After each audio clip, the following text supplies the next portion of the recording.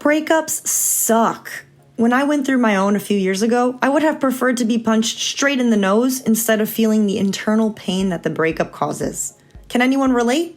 If you are head over heels for someone and have recently become single, you may be able to benefit from learning how to get over someone you love. While it may feel never-ending, know that your pain will go away, but not before you get through these 6 important steps. Number 1, accept that it will take time. Loving someone creates some intense feelings and connections in both your brain and your heart, and those don't disappear overnight. Whether you were the one to initiate the breakup or you were the dumpee, it's going to take some time to get over someone you love. Plenty of studies have been done to try and figure out how much time it takes, but the truth is that it depends on the individual.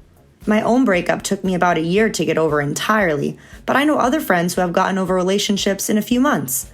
It depends on your thought process and actions. You can feel comfort in knowing that there's no timeline though, and you should move forward at your own pace. Don't rush anything. Number 2, face your feelings. During this time of hurt and waiting, you're going to have to feel your feelings. They may suck, they may hurt, and you will probably cry, but it's all a part of the grieving process. Many breakups actually follow similar structures to when people grieve the death of a loved one. After all, this relationship did technically die, and many of us won't see our ex again.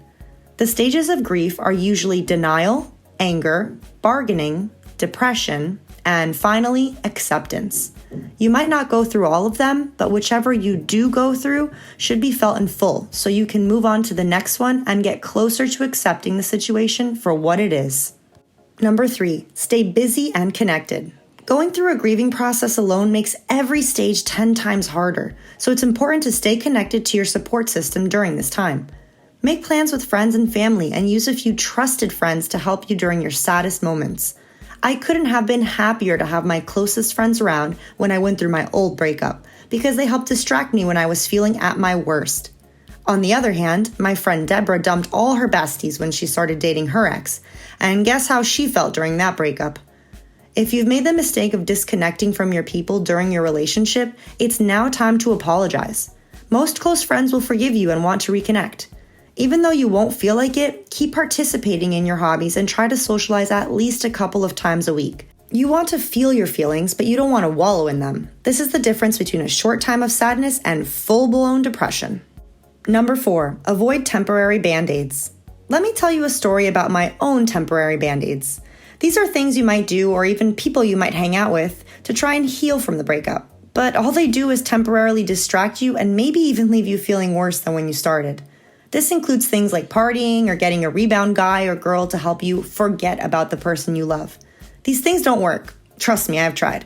They might be fun for a few weeks or even months, but you end up tired, sadder, and once again alone.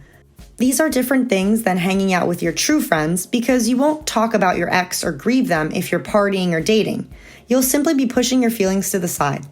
And, I hate to break it to you, these feelings are like manure. They just get smellier and ruin the vibe the more you ignore them. Number 5, take care of your body and mind. It's not enough to just avoid unhealthy temporary band-aids. You should also be proactively taking care of your body and mind.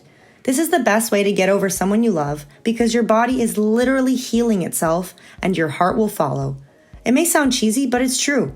Eat well and do some exercise. These endorphins are proven to boost your mood.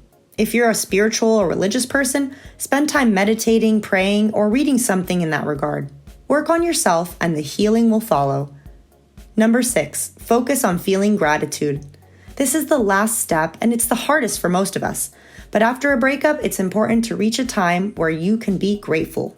You may or may not be happy that the breakup actually happened, but you can always find things to be grateful for.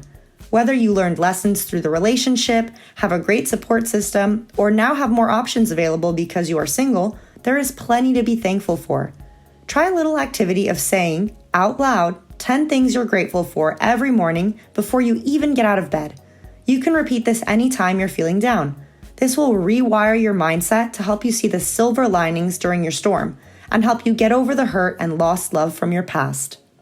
If you're trying to get over someone you love, know that others are here for you, me included. It isn't easy, but I know you can and will do it with time. If you need some extra support, let's chat in the comments. I would love to hear any other tips you guys have for getting over someone below as well.